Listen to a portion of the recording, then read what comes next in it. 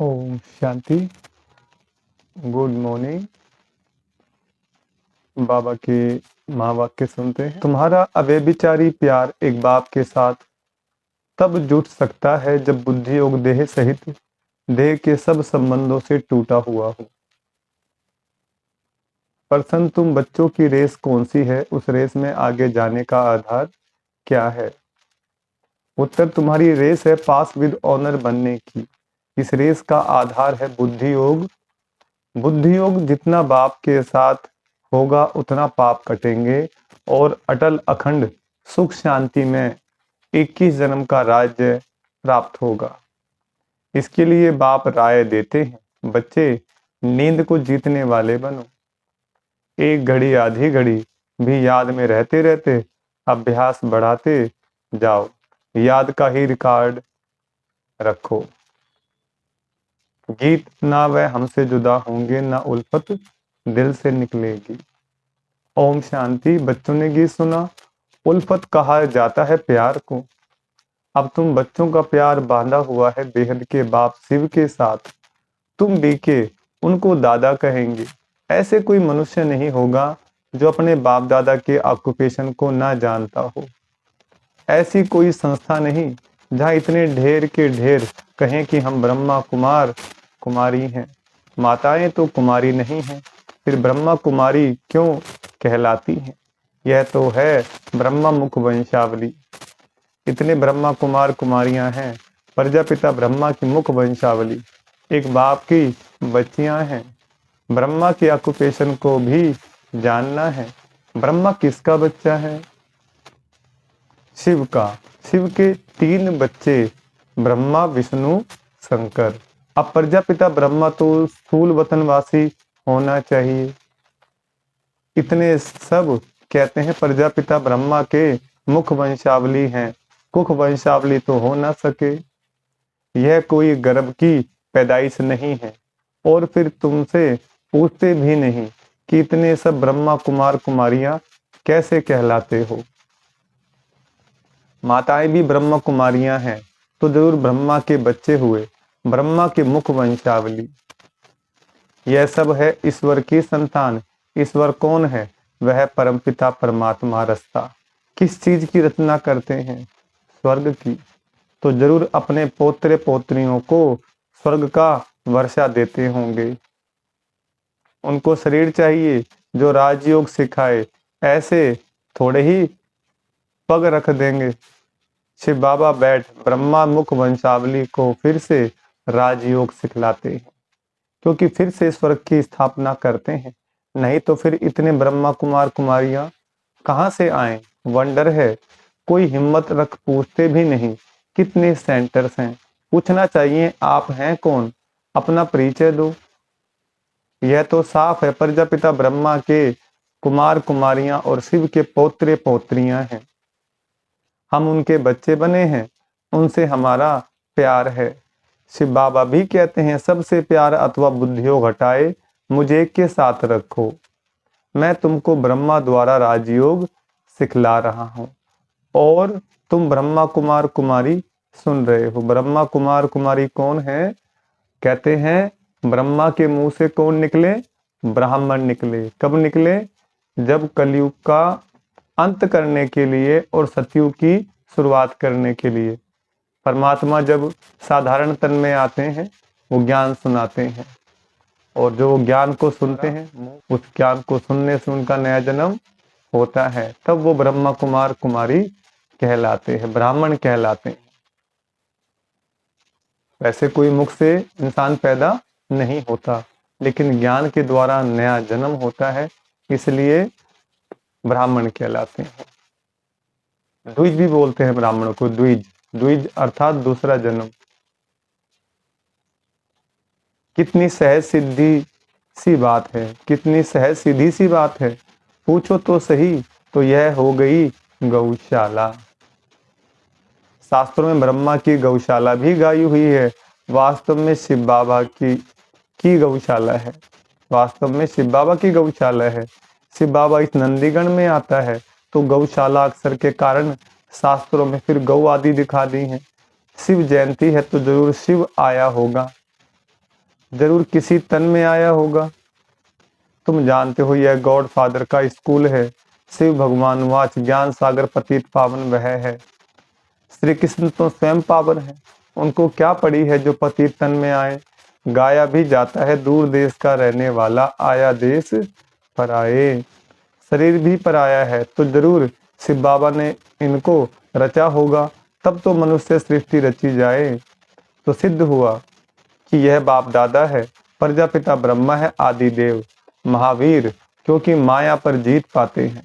जगदम्बा भी गाई हुई है, श्री लक्ष्मी भी गाई हुई है। दुनिया को पता नहीं कि जगदम्बा कोई ब्रह्मा की बेटी सरस्वती है। वह भी ब्रह्मा कुमारी है, यह भी ब्रह्मा कुमारी है। शिव बाबा ने ब्रह्मा मुख से इनको अपना बनाया है। अब इन सभी के बुद्धि का योग उल्फत उनके साथ है। कहा भी जाता है उल्फत परमात्मा के साथ रखो और सब साथ तोड़ एक साथ जोड़ो। वह एक है भगवान, परंतु जानते नहीं। जाने भी कैसे, जब बाप आकर अपना परिचय दे तब निश्चय हो। आजकल तो सिखला दिया है आत्मा सो परमात्मा, जिससे संबंध ही टूट गया है।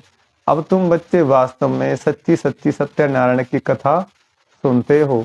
वह सुखदेव और तुम हो व्यास। गीता में भी व्यास का नाम है ना। वह तो मनुष्य ठहरा, परंतु सच्चे व्यास तुम हो। तुम जो गीता बनाते हो वह भी विनाश हो जाएगी। झूठी और सच्ची गीता अभी है। सचखंड में झूठ का नाम नहीं रहता। तुम वर्षा ले रहे हो दादे से, इस बाबा की प्रॉपर्टी नहीं है। स्वर्ग का रास्ता है शिव बाबा, ना कि ब्रह्मा। ब्रह्मा मनुष्य सृष्टि का रचयिता है।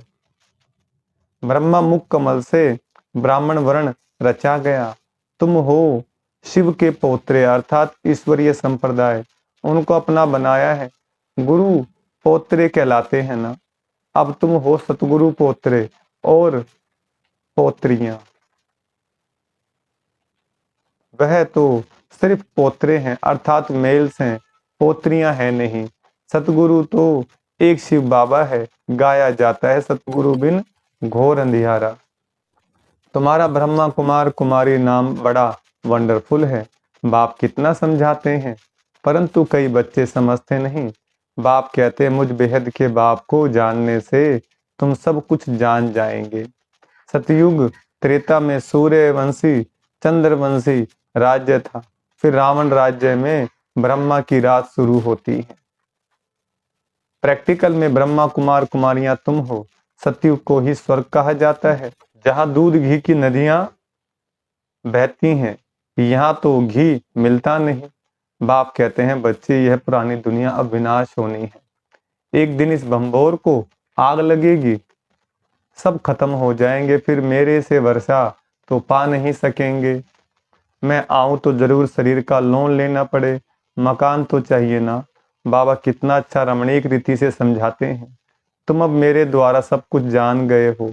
यह सृष्टि चक्र कैसे चलता है यह कोई को पता नहीं। 84 जन्म कौन लेते हैं, सब तो नहीं लेंगे। जरूर पहले आने वाले देवी देवता ही 84 जन्म लेंगे। अब उनको फिर से मैं राजयोग सिखाता हूँ। भारत को फिर से नरक से स्वर्ग बनाने मैं आता हूँ। इनको लिबरेट मैं करता हूँ, फिर गाइड बन वापिस भी ले जाता हूँ। मुझे ज्योति स्वरूप भी कहते हैं। ज्योति स्वरूप को भी आना पड़े। स्वयं कहते बच्चे मैं तुम्हारा बाप हूँ। मेरी ज्योति कभी बुझती नहीं। वह स्टार है जो भ्रकुटी के बीच रहते हैं। बाकी सब आत्मा एक शरीर छोड़ दूसरा लेती हैं। तो आत्मा रूपी स्टार में 84 जन्मों का पाठ अविनाशी नुंधा हुआ है। 84 जन्म भोग फिर पहले नंबर से शुरू करते हैं, यथा राजा रानी तथा प्रजा। नहीं तो भला बताओ आत्मा में इतना पाठ कहाँ से भरा हुआ है। इसको कहा जाता है बहुत गुह्य वंडरफुल बात है। सारी मनुष्य सृष्टि की आत्माओं का पाठ नुंधा हुआ है। कहते हैं मेरे में यह पाठ है, वह भी अविनाशी है। उसमें कोई तब्दीली अदली बदली नहीं हो सकती। मेरे पाठ को ब्रह्मा कुमार कुमारियां जानते हैं। पार्ट को बायोग्राफी कहा जाता है। प्रजापिता ब्रह्मा है तो जरूर जगदम्बा भी होगी, वह भी शूद्र से ब्राह्मण बनी है। तो तुम बच्चे जानते हो हमारी उल्फत बाप के साथ है और हमारा एक के ही साथ प्यार है। अब ये बिचारी प्यार होने में देरी नहीं लगती है। माया बिल्ली भी कम नहीं है। कई स्त्रियां होती हैं जिनकी आपस में ईर्ष्या हो जाती है। हम भी शिव बाबा से प्यार रखते हैं तो माया को ईर्ष्या हो जाती है, इसलिए तूफान लाती है। तुम चाहते हो पाँव 12 डालें, चौपड़ का खेल है ना। परंतु माया बिल्ली 3 दाने डाल देती है। तुम गृहस्थ व्यवहार में रहते हो, सिर्फ तुम्हारा बुद्धि योग देह सहित देह के सब संबंधों से हटाए कहते हैं मेरे को याद करो। मैं तुम्हारा मोस्ट बिलविड बाप हूँ। मैं तुमको स्वर्ग का मालिक बनाऊंगा। यदि मेरी श्रीमत पर चलेंगे तो ब्रह्मा की राय भी मशहूर है, तो जरूर ब्रह्मा के बच्चों की भी मशहूर होगी। वे भी ऐसी राय देते होंगे। यह सारे सृष्टि चक्कर का समाचार तो बाप ही बतलाते हैं। भले बच्चों आदि को संभालो, परंतु बुद्धि योग बाप के साथ हो। समझो यह कब्रिस्तान है, हम परिस्तान में जाते हैं। कितनी सहज बात है। बाप समझाते हैं कि कोई भी साकारी व अकारी देवता से बुद्धि योग नहीं लगाओ। बाप दलाल बनकर कहते हैं, गाते हैं ना, आत्माए परमात्मा अलग रहे बहुकाल। अब बहुकाल से अलग तो देवी देवता हैं, वही पहले पहले पाठ बजाने आते हैं। सुंदर मेला कर दिया जब सतगुरु मिला दलाल। दलाल के रूप में कहते हैं मामेकम याद करो और प्रतिज्ञा करो कि हम काम चिता से उतर ज्ञान चिता पर बैठेंगे, फिर तुम राज्य भाग्य ले लेंगे। ऐस अपने पास रिकॉर्ड रखो कि हम कितना समय ऐसे मोस्ट बिलवेड बाप को याद करते हैं। कन्या दिन रात पति को याद करती है ना। बाप कहते हैं, हे नींद को जीतने वाले बच्चे, अब पुरुषार्थ करो। एक घड़ी आधी घड़ी शुरू करो, फिर धीरे धीरे बढ़ाते जाओ। मेरे से योग लगाएंगे तो पास विद ऑनर हो जाएंगे। यह रेस है बुद्धि की, समय लगता है। बुद्धि योग से ही पाप कटेंगे और फिर तुम अटल अखंड सुख शांति में 21 जन्म राज्य करेंगे। कल्प पहले भी किया था, अब फिर राज्य भाग्य लो। कल्प कल्प हम ही स्वर्ग बनाते, राज्य करते, फिर हमको ही माया नरकवासी बनाती है। अभी हमें राम संप्रदाय, हमारा उनसे प्रेम है।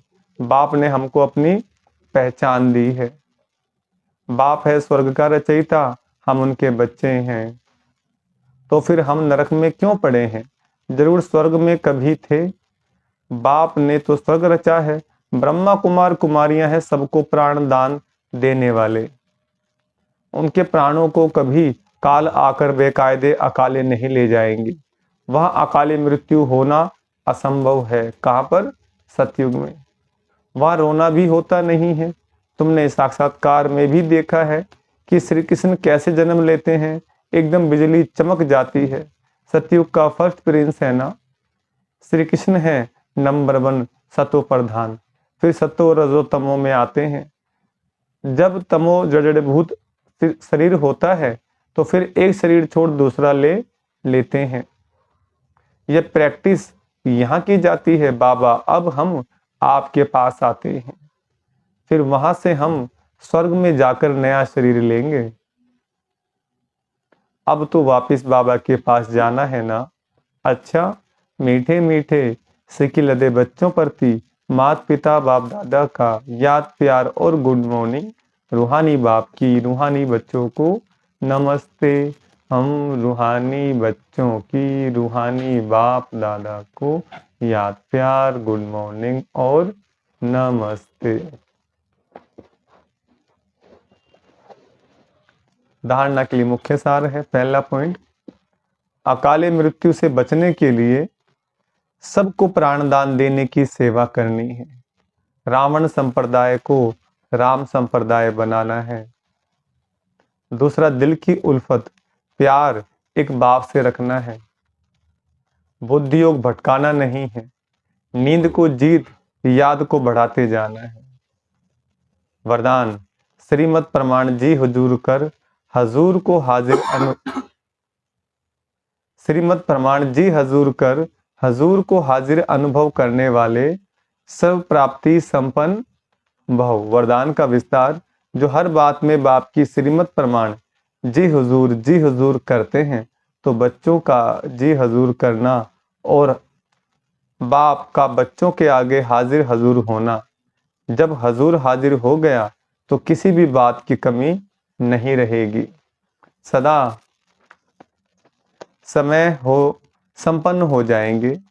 दाता और भाग्य विधाता दोनों की प्राप्तियों के भाग्य का सितारा मस्तक पर चमकने लगेगा। स्लोगन। परमात्म वर्षे के अधिकारी बनकर रहो तो अधीनता आ नहीं सकती। परमात्म वर्षे के अधिकारी बनकर रहो तो अधीनता आ नहीं सकती। अच्छा, ओम शांति।